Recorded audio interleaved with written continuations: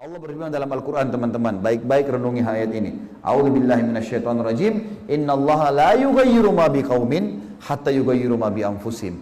Allah tidak akan mengubah nasib satu kaum sampai mereka mengubah dirinya sendiri dulu. Teman-teman, kalau terus saja kerja di satu tempat haram, saya nggak tahu mau makan apa, ya sudah sama saja nggak mau keluar, gitu kan? Nggak mau mengubah nasibnya, maka dia begitu terus keadaannya. Keluar dulu, baru ikhtiar, baru Allah kasih jalan keluar. Semut di lubangnya, teman-teman, ribuan jutaan semut hidup Allah kasih rezeki. Ikan di lautan, burung-burung yang berterbangan, banyak makhluk Allah selain kita dikasih makanan dan minuman. Lalu kenapa kita menganggap kita nggak bisa dikasih hidup sama Allah? Hidup, teman-teman sekalian, dan tidak mungkin tidak sampai kepada kita kalau sudah jadi rezeki kita. Harus difahamin masalah ini. Orang kalau taubat, Allah maafkan. Allah berfirman tentang pencuri misalnya, ya. Dalam disebutkan dalam Al-Quran, surah Al-Ma'idah, surah nomor 5, ayat 38 sampai 39. Al-Ma'idah surah nomor 5 ayat 38 sampai 39. A'udzubillahi minasyaitonirrajim. Was-sariqu was-sariqatu faqta'u aydiyahuma jazaa'an bima kasaba nakalan minallah wallahu azizun hakim. Laki-laki yang mencuri dan perempuan yang mencuri, kalau kepergok mencuri, potonglah tangan keduanya. Pemerintah yang potong, bukan individu, bukan suku, bukan keluarga. Pemerintah setempat, potonglah tangan keduanya sebagai pembalasan bagi apa yang mereka kerjakan dan sebagai siksaan dari Allah, dan Allah Maha Perkasa lagi Maha Bijaksana. Lalu Allah sebutkan di ayat 39-nya, lihat kebijaksanaan dari Allah.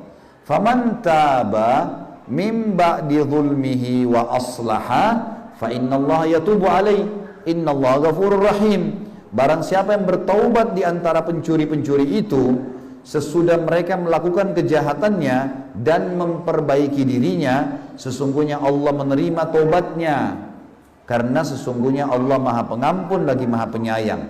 Artinya kalau taubat Allah maafkan. Yang penting mau taubat. Itu intinya, gitu kan? Dalam surah Al-An'am, surah nomor 6 ayat 54, Allah juga berfirman, A'udzubillahi minasyaitonirrajim. Wa idza ja'aka alladziina yu'minuuna biayatina faqul salamun 'alaikum kataba rabbukum 'ala nafsihi rahmah annahu man 'amila minkum su'an bijahalatin thumma taaba min ba'dihi wa aslaha fa annahu ghafurur rahim.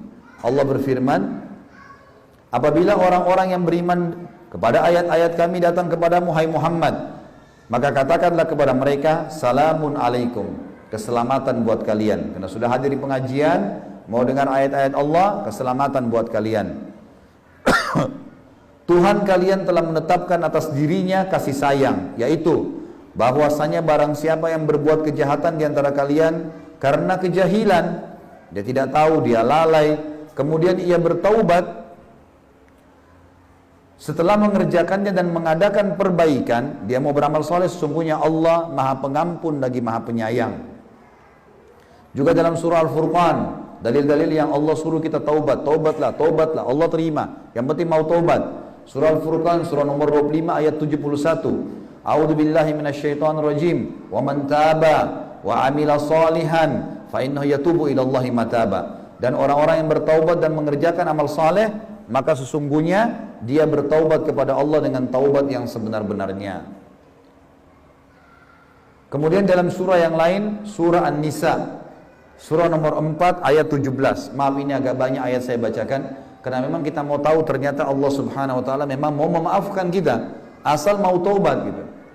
A'udzubillahi minasyaitonirrajim. An-Nisa ayat 17. Innamat taubatu 'alallahi lilladzina ya'maluna as-su'a bijahalatin tsumma yatubuna min qaribin fa ulaika yatubu 'alaihim wa kana Allahu 'aliman hakima. Sesungguhnya taubat di sisi Allah hanyalah taubat bagi orang-orang yang mengerjakan kejahatan lantaran kejahilan. Kata ulama tafsir, jahil artinya berbuat maksiat karena tidak tahu, atau orang itu durhaka kepada Allah dengan sengaja atau tidak sengaja, atau orang itu melakukan kejahatan karena kurang kesadaran, lantaran sangat marah atau karena dorongan hawa nafsu. Semua masuk di sini. Kata Allah, yang kemudian mereka bertaubat dengan segera, maka mereka itulah yang diterima taubatnya, dan Allah Maha mengetahui lagi Maha Bijaksana. Kemudian juga teman-teman sekalian, dalam hadis, dalam ayat Al-Quran, surah Al-Ahzab, surah nomor 33 ayat 73, tentang orang-orang munafik, orang-orang musyrik, orang-orang kafir, sudah berbuat dosa-dosa besar, macam-macam kesalahan mereka, tapi mereka taubat, Allah masih menerima taubatnya.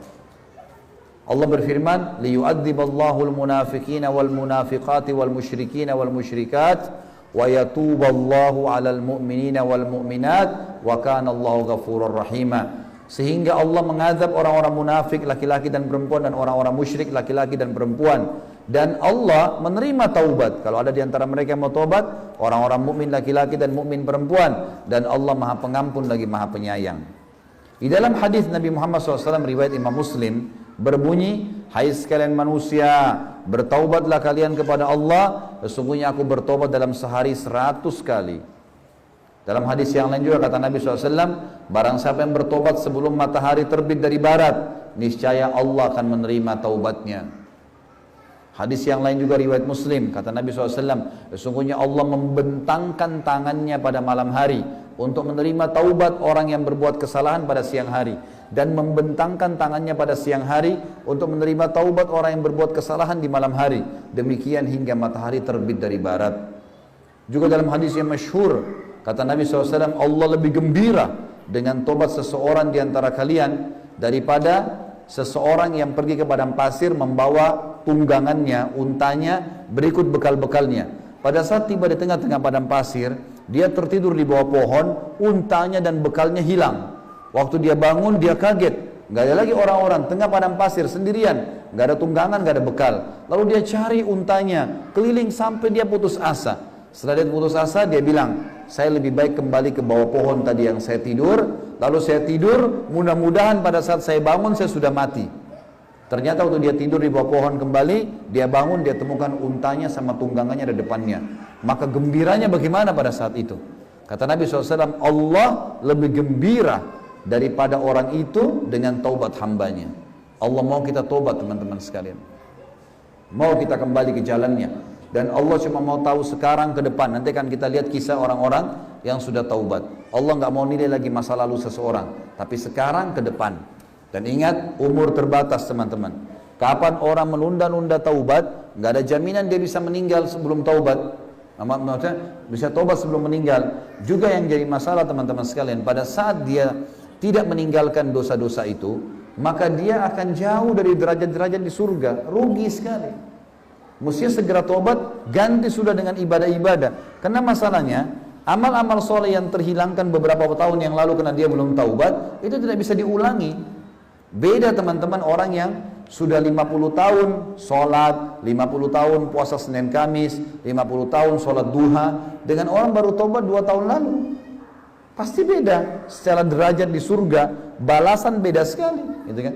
Tapi yang 2 tahun ini masih lebih baik daripada orang yang belum tobat sama sekali.